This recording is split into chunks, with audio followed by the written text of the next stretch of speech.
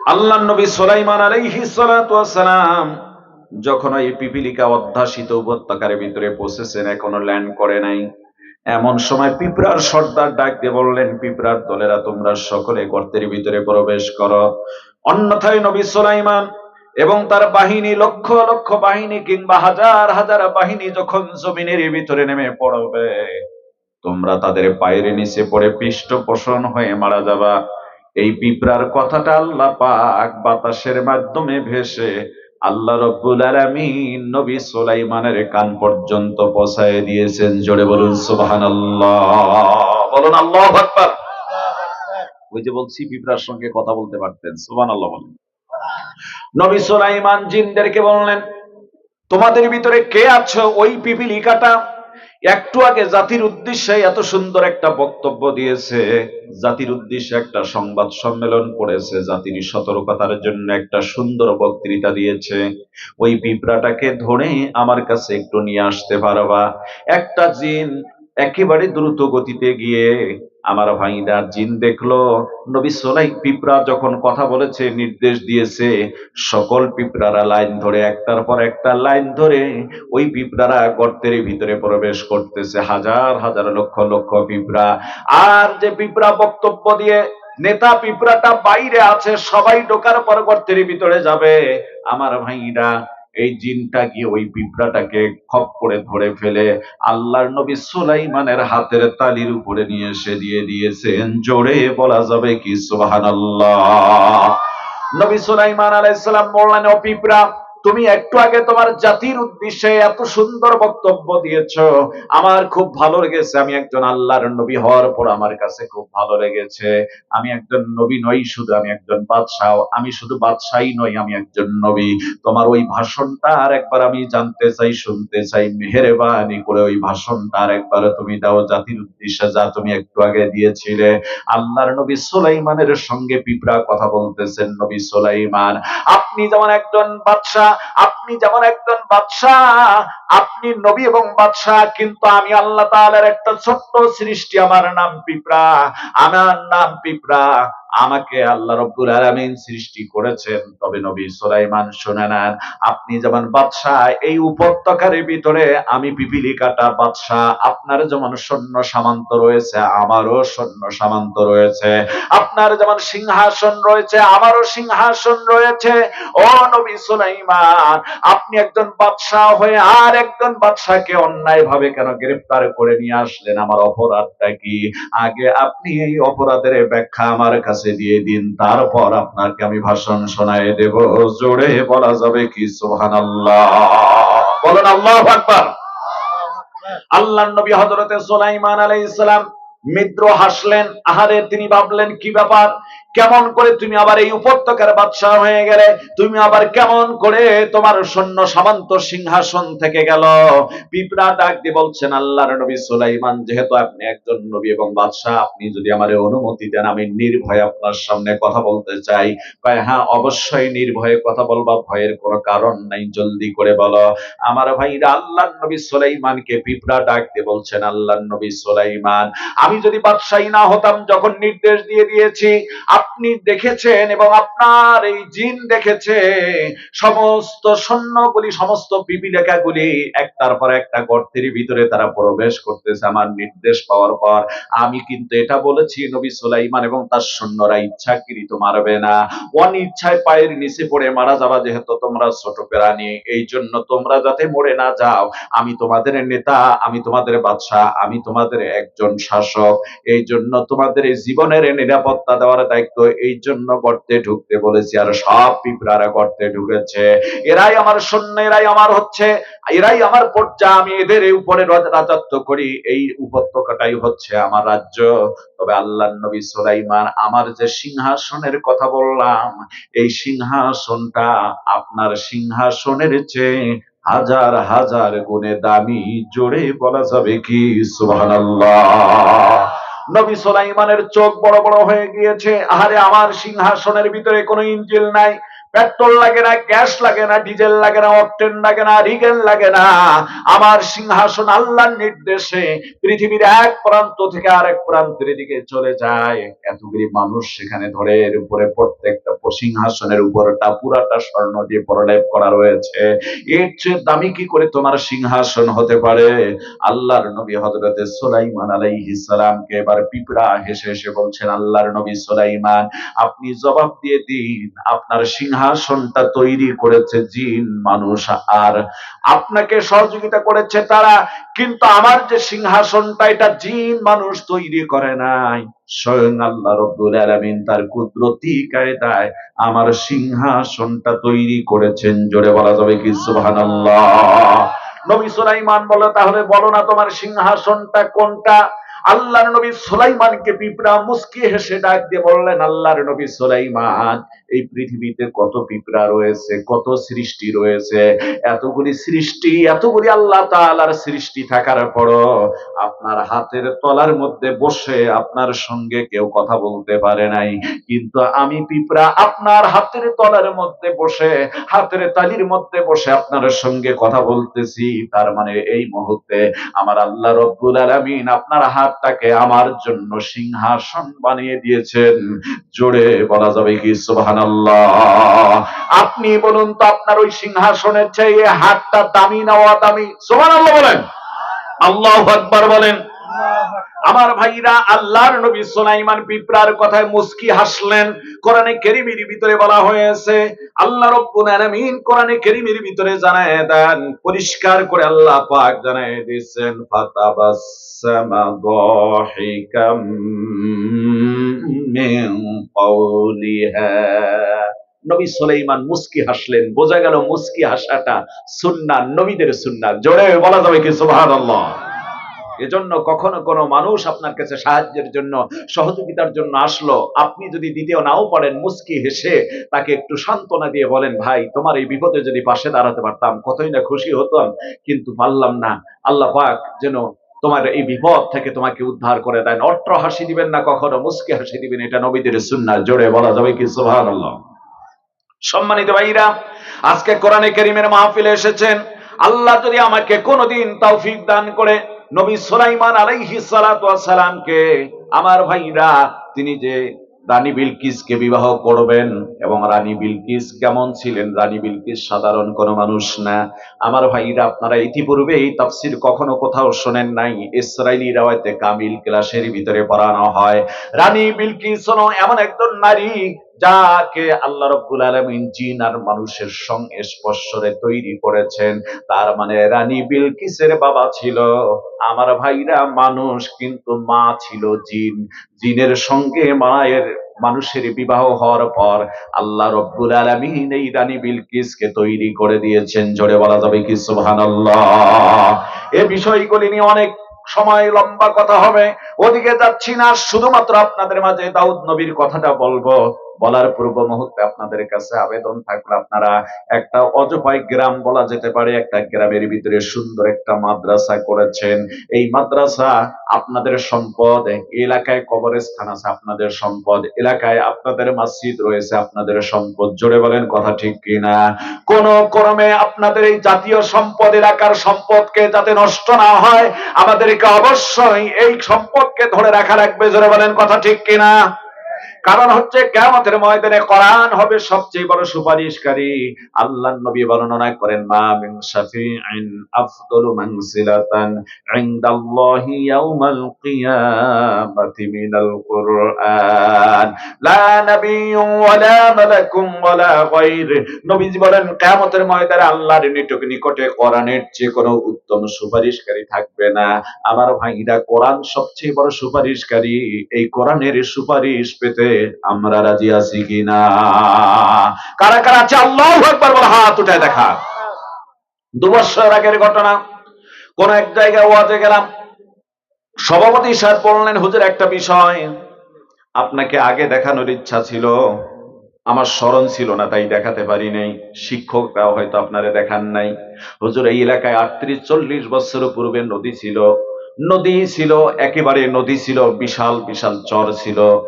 আর আল্লাহ তাআলার মেহেরবানি এখন নদী নাই, অসংখ্য বাড়ি, অসংখ্য ঘর, অসংখ্য এলাকা পরিণত হয়ে গিয়েছে আবাদি ফসল।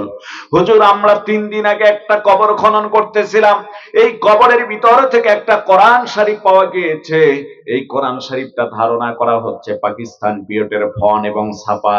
নদীতে ভেসে এসে কোরআন শরীফটা হয়তো মাটির উপরে চাপা পড়ে গিয়েছিল, আর তার উপর মাটি পড়তে পড়তে কোরআন শরীফটা মাটির নিচে থাকলো 38 বছর। হুজুর, এই 38 বছরের ভিতরে কোরআন শরীফটা, হুজুর গো, এই কোরআন শরীফটা 38 বছরের ভিতরে আমরা কবর খনন করতে গিয়ে যে কোরআনটা পাইলাম, ছাপা হলো পাকিস্তান পিরিয়ডের, ফন হলো, লেখা হলো পাকিস্তান পিরিয়ডের। হুজুর, এত বছর মাটির নিচে থাকলো, কোরআন শরীফটার একটা অক্ষর নষ্ট হয়ে যায় নাই। জোরে বলা যাবে কি সুবহানাল্লাহ?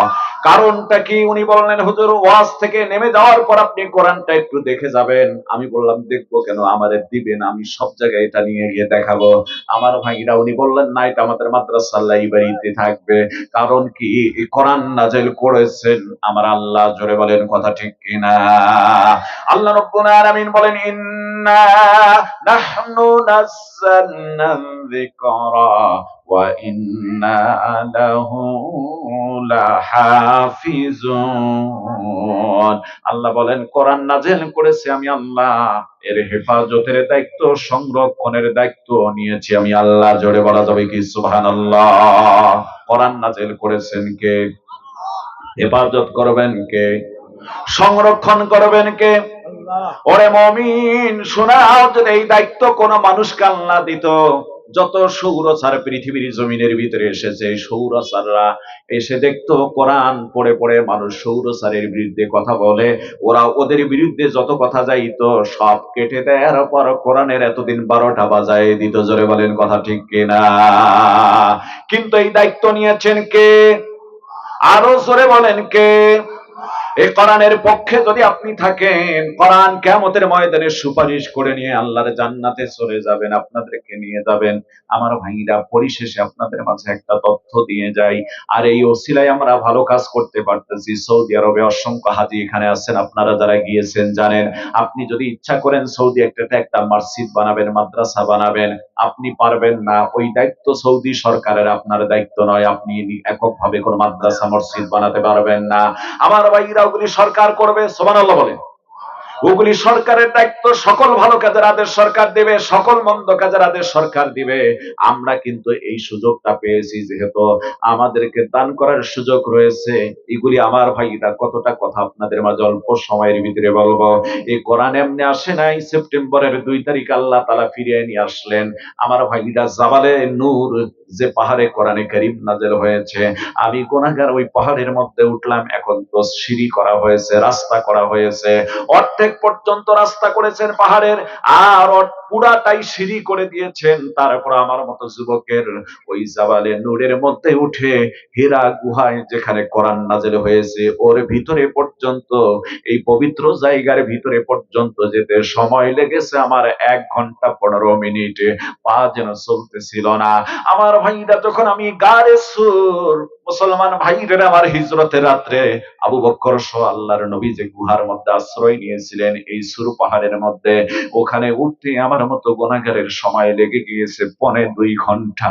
আমার ভাইরা, এত কষ্ট করে করে দিনকে বিজয়ী করার জন্য আল্লাহর নবী 15টা বছর ওই গারে হেরার মধ্যে গিয়ে বসে বসেছিলেন। জোরে বলা যাবে কি সুবহানাল্লাহ? মা খাদিজাতুল কুবরা রাদিয়াল্লাহু তাআলা আনহা বাড়ির থেকে 4.5 কিলোমিটার রাস্তা পায়ে হেঁটে যাওয়ার পর পাহাড়ি রাস্তায়, এই পাহাড়ের উপরে উঠে কষ্ট করে করে খাদিজা রাদিয়াল্লাহু তাআলা আনহা আল্লাহর নবীর জন্য খাদ্য পানি পৌঁছায় দিতেন। জোরে বলা যাবে কি সুবহানাল্লাহ? ওদিকে বলতে যাব না, শুধুমাত্র এতটুকু বলে দিয়ে যাই, আমার ভাইরা, ইসলাম এমনিতে আসে নাই। ইসলাম এসেছে অসংখ্য ত্যাগ এবং তিতিক্ষার বিনিময়ে। এই ইসলামের পক্ষে আমরা থাকবো। আমাদের যাদের মা নেই, বাবা নেই, তাদের রুহের মাগফিরাতের জন্য দান করব। ছোট্ট একটা কথা আপনাদের মাঝে বলে দিয়ে যাই, কোরআন হাদিস না, তবে কোরআন হাদিসের সঙ্গে ঘটনাটা সম্পৃক্ত রয়েছে। কোন একজন যুবক খুব অসুস্থ হয়ে গেল। যুবকটা বললেন, বিবি রে, তোমার বিবাহ করেছি, তুমি এখন গর্ভবতী বিবি, তুমি তো গর্ভবতী, আমি এখনো বাবা হয়ে যেতে পারলাম না, তবে এই অসুখটা তোমার এত বেশি হয়েছে, আমার এত বেশি অসুখ হয়েছে, আমার মন বলতেছে আমি বুঝি মারা যাব, আমি হয়তো আর বাঁচবো না। আমার যদি মরণ হয়ে যায়, আমার মৃত্যুর পর তোমার গর্ভে যে সন্তান আছে এটা ছেলে মেয়ে হয়ে গেলে সর্বপ্রথম মাদ্রাসায় ভর্তি করে দিও 7 বছর বয়সে। এ কথা বলে তার বয়স, আমার ভাইরা, ওই যুবকের অসুখ বেড়ে গিয়ে, অসুস্থতা বেড়ে গিয়ে যুবকের মৃত্যু হয়ে গেল। আমার ভাইরা, ওই মহিলা গরিব মানুষ, অন্যের বাড়িতে কাজ করে জীবন পরিচালনা করে, তার ওই মহিলার গর্ভ থেকে একটি সন্তান জন্ম হয়ে গেল। সন্তানের বয়স যেদিন 7 বছর, মা ডাক দিয়ে বলতেছে, বাজার মাদ্রাসায় যাও, কালকে তোমাকে আমি হুজুরদের সঙ্গে কথা বলে এডমিশন এবং কি কি লাগে ব্যবস্থা করে দেব। ছেলেটা মাদ্রাসায় যাওয়ার জন্য অন্য ছেলেদের সঙ্গে রাস্তায় যাচ্ছে, গিয়ে দেখে অনেক ছেলেরা বাবার হাত ধরে ধরে মাদ্রাসায় যায়। হঠাৎ করে বাবার কথা মনে পড়ে গিয়েছে, দৌড় দিয়ে ছেলেটা মায়ের কাছে এসে বলছে, মা, অনেক ছেলেরা বাবার হাত ধরে মাদ্রাসায় যায়, আমার বাবা কোথায় গিয়েছে, কোনোদিন তো তুমি আমারে বললা না। মা বলো না, বাবা কোথায় গিয়েছেন, কি করেন? অনেক ছেলেরা বাবার হাত ধরে মাদ্রাসায় যাচ্ছে, আমার বাবার কথা মনে পড়ে গিয়েছে। মহিলার ছেলেটাকে ধরে বুকের মধ্যে জড়ায় নিয়ে কান্দে। বাজান রে, হঠাৎ করে বাবার কথা কেন বলতেছো? তোমার বাবার কথা কেন বলতেছো বাজান? মহিলার একদিকে স্বামীর কথা, আর একদিকে মাসুম সন্তানের কথায় সে মানসিক ভাবে ভেঙে পড়েছে। হঠাৎ করে মনের অজান্তে বলে ফেলছে, বাজান, ওই যে মাদ্রাসার বাম সাইডে জঙ্গল ঝাড়ে জায়গাটা, ওই জায়গায় তোমার বাবা ঘুমিয়ে রয়েছে। ছোট্ট মানুষ এই কথার তাৎপর্য না বুঝে মাদ্রাসায় গিয়ে কোরআনে কারীম থেকে 2টা আয়াত পড়েছে, যেটাকে তাউজ ও তাসমিয়া বলা হয়। আউযু বিল্লাহি মিনাশ শাইতানির রাজিম, বিসমিল্লাহির রহমানির রহিম। মাদ্রাসা ছুটি হয়ে গিয়েছে, সব ছেলেরা বাড়িতে যায়, ওই ছেলেটা বাড়িতে না গিয়ে আমার ভাইরা ওই জঙ্গল ঝাড়ে জায়গাটা, উঁচু জায়গাটা, ওখানে গিয়ে বাবা বাবা বলে ডাকে। বাবারে দেখতে চাই, কোলে উঠতে চাই, নতুন জামা জুতা চাই, কোন কর্মে যখন বাবারে দেখা পায় না, এটা যে কবরস্থানে এসে বুঝতেই পারে নাই, মনে করছে সত্যি বুঝি বাবা এখানে ঘুমিয়ে রয়েছে। জননী মা সব ছেলেরা আসার পর দেখে আমার ছেলে কেন জানে নাই। জিজ্ঞাসা করলো, আমার ছেলেরে তোমরা দেখেছো? কয়, হ্যাঁ দেখেছি, সবার আগে তো বেরিয়েছে, কোথায় গেছে জানি না। জননী মা কবরস্থানের দিকে তাকায় দেখে ওই পাগল পড়া ছেলেটা দৌড়াদৌড়ি করতেছে। মা জননী দৌড় দিয়ে গিয়ে ছেলেরে জড়ায় ধরে কান্দে আর বলে, বাজান রে, কেন আর সেই জায়গায় তোমার বাবা এমন ঘুম ঘুমাইছে, পৃথিবীর কোন মানুষ তোমার বাবারে আর কোনোদিন জাগাতে পারবে না, তোমার বাবা তো মারা গিয়েছে। এই কথাটা যখনই বাবার মৃত্যুর কথা শুনছে, বলছে এটা কবরস্থান, তোমার বাবা এখানেই তো চিরদিনের জন্য ঘুমিয়ে রয়েছে। এই ছোট্ট মানুষটা আল্লাহরে ডাক দিয়ে বলছেন, আল্লাহ, আমি মাদ্রাসায় গিয়ে সন্তান হিসেবে কোরআনে কারীমের 2টা আয়াত তেলাওয়াত করেছি, এই 2টা আয়াতের হকদার একমাত্র আমার পিতা। আমি আমার বাবার নামে আয়াত 2টা প্রথম দিনের কামাইটা একটু বরাদ্দ করে দিলাম। জোরে বলা যাবে কি সুবহানাল্লাহ?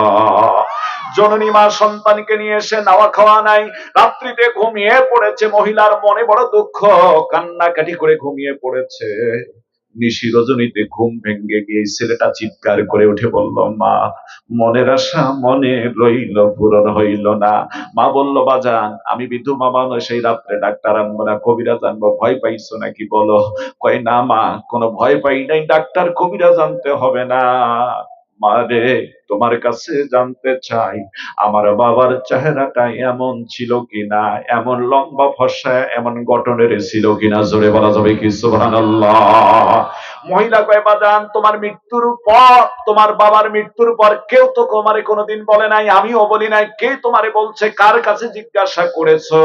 তোমার বাবার বর্ণনা হুবহু কেন দিলে, সেম সেম কেন তুমি দিতে পারলে? সন্তানটা কান্দে আর বলে, মা, আমি দুনিয়ার কোন মানুষকে জিগাই নাই, দুনিয়ার কোন মানুষ আমারে বলে নাই। মারে, কোরআনে কারীমের 2টা আয়াত আজকে আমি বাবার নামে বরাদ্দ করে দিয়ে এসেছিলাম তোমার কথা শুনে। আজকে আমি রাত্রে স্বপ্নে দেখি আমার বাবা আমার কাছে চলে এসে বলছে, বাজান রে, আমি জ্বলে পড়ে আংড়া হচ্ছিলাম, আমার জাহান্নামের আগুনে আমি জ্বলতেছিলাম গুনার কারণে, কেউ পাশে দাঁড়ানো ছিল না, তুমি সন্তান হিসাবে যখন আমার নামে নেক কাজ করে আমার নামে বরাদ্দ করে দিয়েছো। আমার আল্লাহ আমারে জাহান্নাম থেকে মাফ করে দিয়ে আমারে জান্নাতি করে দিয়েছেন। জোরে বলা যাবে কি সুবহানাল্লাহ। ছেলেটা চোখের পানি ছেড়ে দিয়ে কান্দে আর বলে, মা। বাবা হাত ছানিয়ে দিয়ে বাড়িয়ে দিয়ে ডাক দিল, আমিও বাবার কোলে উঠবো বলে দৌড় দিলাম, আর এরই ভিতরে ঘুমটা ভেঙে গেল। মারে সন্তান হিসেবে নেক কাজ করলে যদি বাবা মা কবরে বসে সুখে থাকে, আল্লাহর কসম আর জীবনে গুনার কাজ করব না, নেকের কাজ ছাড়বো না। জোরে বলা যাবে কি সুবহানাল্লাহ।